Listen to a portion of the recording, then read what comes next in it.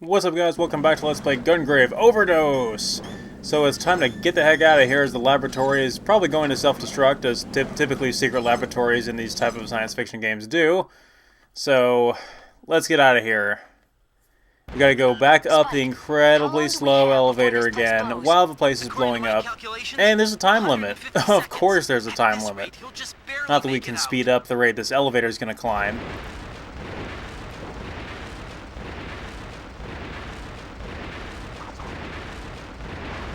Great. Yeah, the Night Tower Angel is following us out of here, unfortunately. So, we put up with you guys for long enough.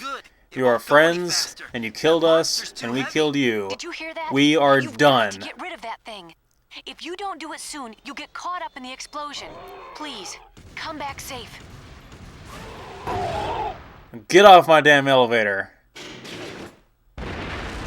That's what I thought.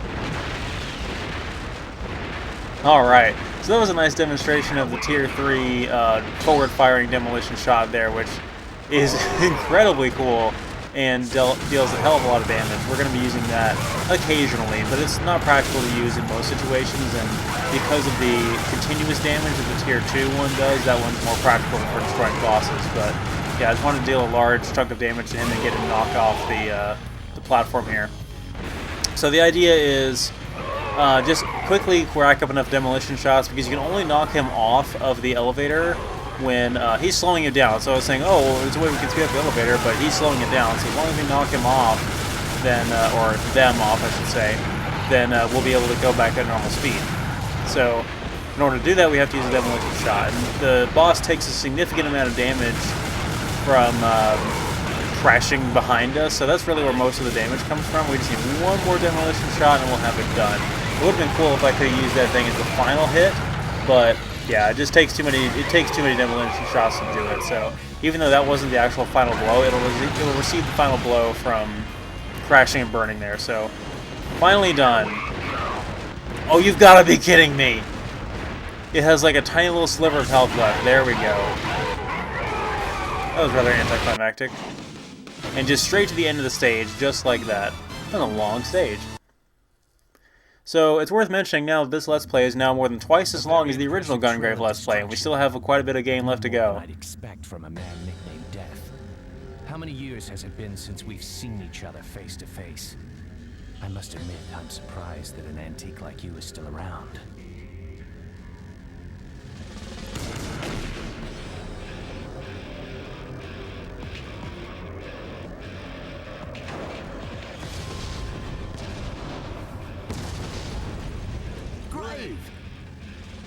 What happened?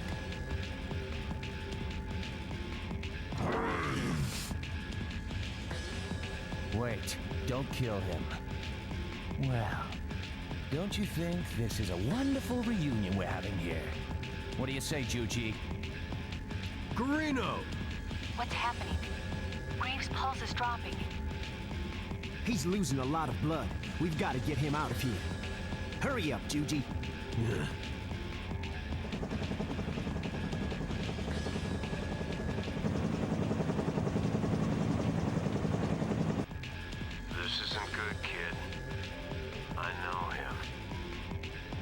That gun is called the Center Head. There's only one man in the world who can use that weapon. And his name is Fangaram. Well, looks like we finally met our antagonist for the game. Our main villain and our straight-up antagonist, our rival, so to speak, for Grave. There's gonna be a lot of cutscenes coming up here, so I may stay quiet through most of this. How could this happen? Spike, first aid, quick!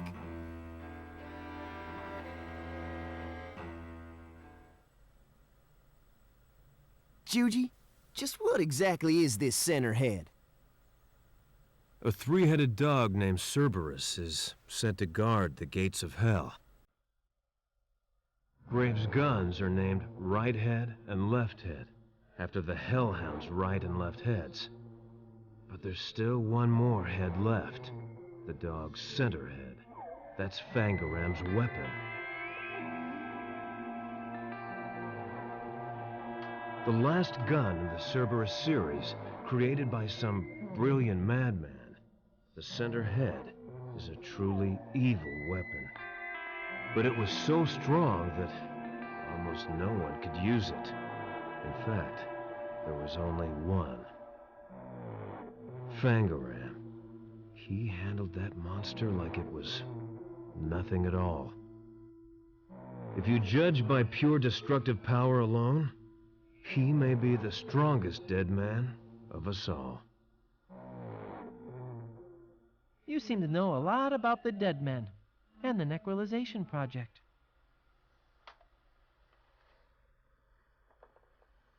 I guess I can't hide it any longer. Your face.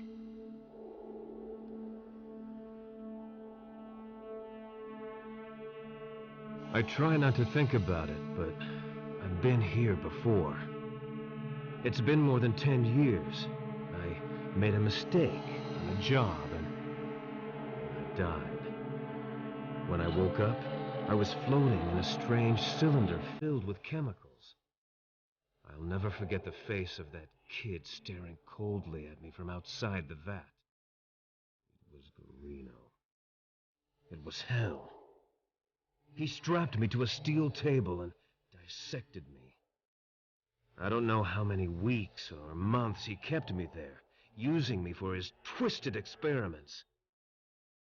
And just when I thought there was no place left for him to cut open, do you know what he did to me? He injected me with it.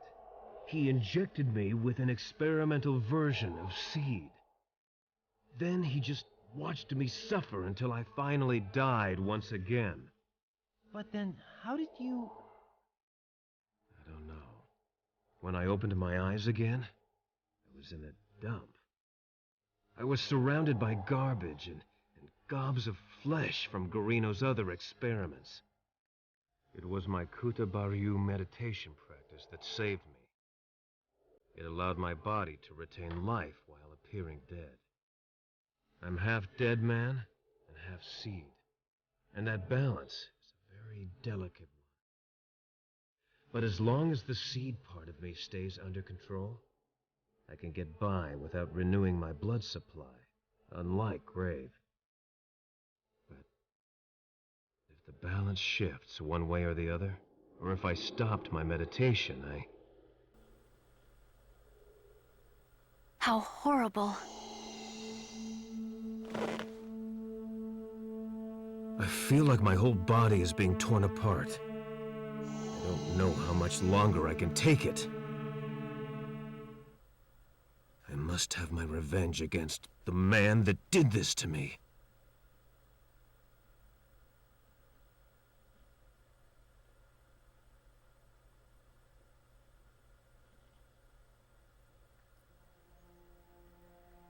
How is he? Not good. His regenerative abilities were damaged by shock. His wounds just won't heal. It looks like you're running low on blood.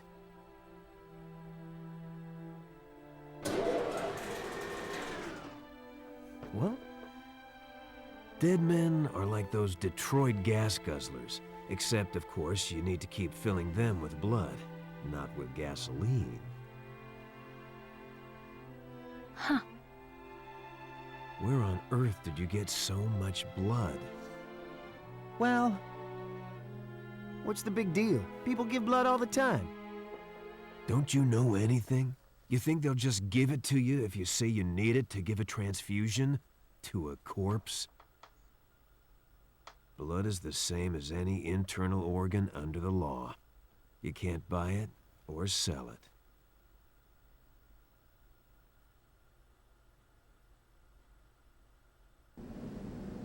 You didn't. Is that... Do you mean to say that all that blood came from... Do you understand now, Mr. Kabane? Why don't you take a minute to remember all of the things that you said to Mika? It's one of my favorite scenes in the game. It's too depressing. Play a different one, RB. 'I thought you said you were gonna leave, Juji. Mika is crying. She's so sad. Here we go. Come on, Casanova. Is there no woman you're not into? Why don't you just cool it? I'll never understand you. You know that? How can you be so cold? Because she doesn't mean anything to me. Don't be an idiot. She's a lady, and she's sad. That means she needs to be treated with kindness. Real men have a duty to supply the kindness. Period. No exceptions. Give me a break. Look, you can do what you want. I'm not stopping you, am I? You know, it wouldn't hurt you to be more honest about your feelings. Just a little.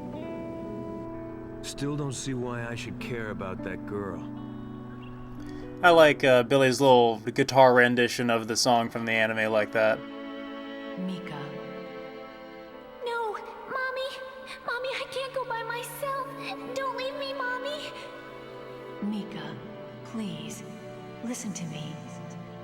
Mika, go to see Dr. Tokioka. You must survive, Mika.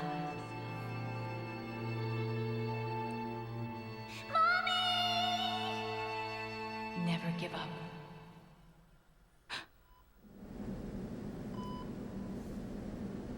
So the whole time Mika was basically stockpiling her own blood over the course of the last 3 or 4 years so that Grave would have a supply when he woke up. So as opposed to her saving him, looks like it's actually the other way around. We have no choice. You know that I'm the only one that matches his blood type. Well, they both saved each Thank you, other, I should Spike. say. But in a way, giving blood like this keeps me going. Daddy, Mommy, Dr. Tokioka, so many people have sacrificed themselves so that I can be here today. So, I think of it this way. If the life that I've been given can help Grave, then I feel like I'm connected to him and to everyone. It's like we're all one big family, and this may be the only thing that I can really do for Grave. He's the only family you have left, and he's not even alive. Hey, it's not like you to be so serious. Where's the Spike I know? Don't look so sad. You're part of my family too, Spike. Mika, It doesn't matter whether we're related by blood or not. No matter what my head may say, my heart knows that you're my little brother. Thank you. Well, I'd better change the blood packs.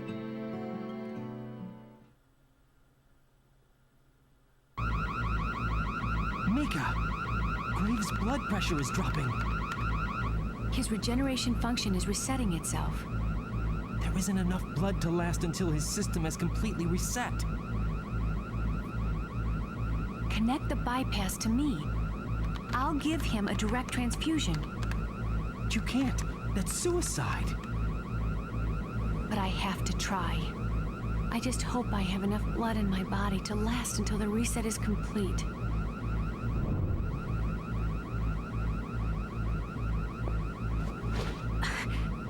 No! Let me go! I've got to help Grave. Grave! Please, I'll give you my blood. You don't have to push yourself like this. It's too much for you, Grave. How? How could he get up? A dead man is no different than anyone else. In the end, it's only our strength of spirit that allows us to go on. Oh, you are amazing, man. You are hands down the world's strongest dead man. So he just gets up just because the plot demands it. Not that there's anything wrong with that. I'm okay with it for the most part. All right, stage 7. We are moving right along here. So yeah, just some downtime, some good cutscenes, and Grave was only out of commission for a while there. I don't know if there's any gameplay as the other characters in the interim, though. I don't think there is, though.